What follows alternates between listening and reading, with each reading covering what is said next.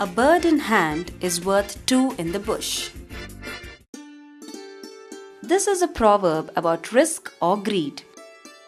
It is better to keep what you have than to risk losing it by trying to get something better.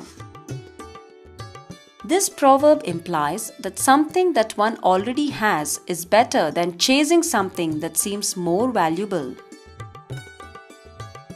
Like the dog here, who already has a bone in his mouth, wants to scare off the other dog in order to get a second bone. When he does open his mouth to bark, he lost the bone he had too and was barking at his own reflection.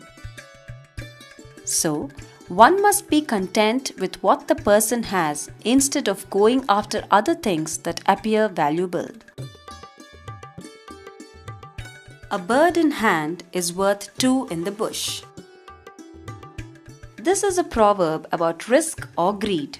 It is better to keep what you have than to risk losing it by trying to get something better.